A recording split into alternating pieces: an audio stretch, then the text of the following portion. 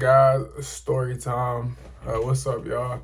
Sorry I didn't post yesterday. I just really didn't want to edit videos, and I'm gonna get a video editor soon, just so I can keep pumping out content without me having to be the one to edit the videos. But that's no excuse. I'm gonna get back on my game. I just wanted to let y'all know that. So I called a lady in Chattanooga. She lives in Chattanooga, but her rental property is in Knoxville, Tennessee. Her rental property is vacant right now. It's actually being remodeled for the second time in 3 years. We'll get into that a little bit later. But it's being remodeled right now. And I gave her a call about 2 weeks ago trying to buy a property from her. She already had somebody who was interested in it at a much higher price than me. So I told her, like, hey, let him go on his appointment. If anything changes, give me a call back. Well, 2 weeks later, on Sunday, she gives me a call, and I see my phone ringing, and I was about to not answer it because I was doing something, but I was like, man, when a seller is calling out of the blue, they want to sell their property, you got to answer. So I answered the phone, and we were on the phone for like an hour and a half, and I told her my cash price, and she was like, oh, that's way too low. I called you out of everybody to expect something different, blah, blah, blah. And I was just like, this is where I'd be at cash. But she was telling me more about her story because I was really digging in. And she was telling me that she's just tired of being a landlord. She's had many bad landlords in the past. She doesn't want to be a landlord anymore.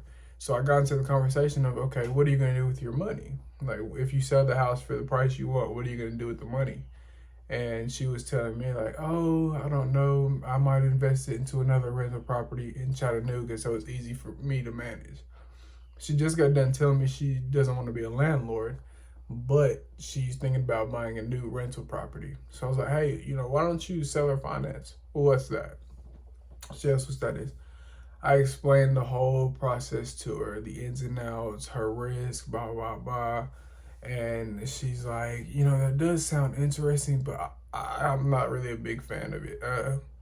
You seller financing it to me for like $500, $600, $700 a month, and then turning around and renting it for $1,800 a month. I'm not a big fan of that. So I was just like, that's kind of how it works with the banks, right? You would be the bank, and that's exactly how it works with the banks. People take out mortgages with their bank and then rent it for a much higher price. That's how it works. So I explained that to her, and she was just getting into the whole spiel of she doesn't know why her property isn't worth the amount it's worth. So just to break down the numbers, her house is market value is about 160 for her property. A house about 0.4 miles away sold for 220 turnkey, just how hers is. Like I said, hers is renovated. She's done, for the second time in 3 years, she's done pretty much everything to the property. But it's in an area in Knoxville that isn't the best. So that's what's diminishing the value. She put all this money into the property, but it's in an area that doesn't really support all the work that she's done. So that's kind of the place where she's kind of foggy. And she's like, well, this house down the street sold for 220. I'm like, yes, this house did sell for 220. And it's a pretty close comp to yours, except it's 200 to 300 square feet bigger. So it sold for 220. If we use that as our comp and we run your square footage, yours would sell for about 158. I was trying to explain that to her and get her on the page of understanding why I'm at the cash price I am, or why I will seller finance at a certain price. So we were talking. She still hasn't made a decision. She says she wants to give some time to think about it. I'm like, that's completely fine. I'll give her a call in about 2 days if I haven't heard anything from her. But this is just a perfect example of when my cash price was way, way too low for her.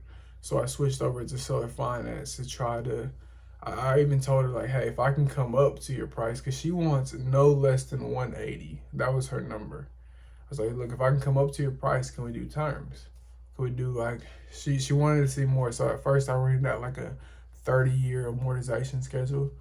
By the way, with my finance degree, I graduated in December. I took a financial modeling class. We had to make an amortization schedule from scratch. So I have one that I handmade from scratch, had the teacher check it and everything, and I'm gonna keep that with me till the day I die. So I ran it at 30 years, and it brought the payment down to about $533 a month, which she felt was way too low, because the market rent in that area is about $1,700 to $1,800, especially for her condition. That's the rent. So I was like, I rent at a 20-year, and that brings the payment up to like $700, and that was more comfortable for her. So we're gonna do a 20-year amortization schedule, $10,000 down. We haven't discussed interest, but I want to keep it at 0% interest, and that'll be the deal in a nutshell. Now, another question a lot of people ask is, I've never done this before. How do I get it on paper?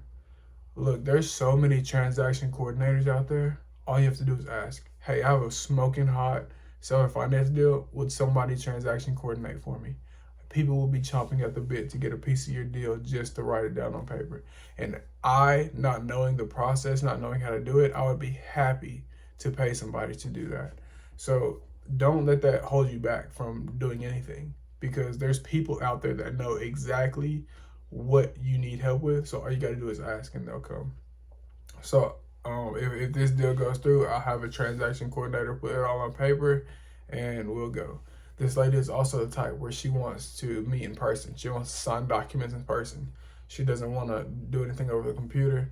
So I'm like, hey, I have family who lives in Knoxville, so I would happily drive out there. I will happily meet with you if that means getting this deal done. So that was just a perfect example of when a cash offer just didn't work.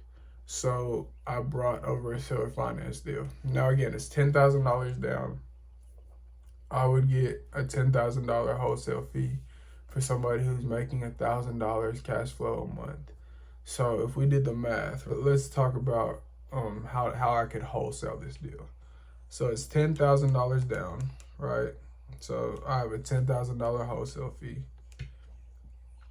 We do the closing costs, which is about 1% of the total purchase amount. So let's say about let's just say $2,000, right? For a high estimate. We're gonna be paying a property management company to find some tenants for that. So those our holding costs. We'll say about, and these are all high numbers because I'm just doing them right now. So we're gonna say $5,000 for that. Electric and water in the time. Let's say it takes 3 months.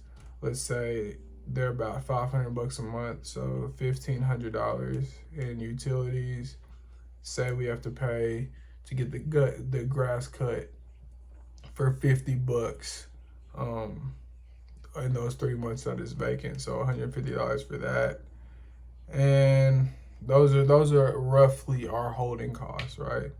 So they're all into this property for roughly $28,650. And we already know they're making, $12,000 a month in cash flow. So we're gonna take that 12,000 and we're gonna divide it by that 28,650, and that is a 41.8% cash on cash return, which is phenomenal. That is phenomenal. Almost 42% in the first year. Now, out of that cash flow, you're gonna need some for your war chest, you need some for your CapEx, and you need some for just other various expenses. But you have a lot of room in there with a cash on cash return that's that high. So that was just a perfect example of when a cash offer would not work in a situation. So I brought seller finance to the table, and it might work out, it might not. It's just another idea, another way that it could help somebody out. So, man, if a cash transaction won't work, maybe seller finance, maybe sub-2, maybe a hybrid where you do a little bit of both. Just throw options out there. The worst that these sellers can say is, no, I don't want to do that. So if you throw it out there and you provide options to them and see that you're actually trying to help them, then, it might work out in your favor. But I'll holler at y'all later. I appreciate y'all listening to this small little check-in. And I hope you guys have a good one and a wonderful, wonderful day.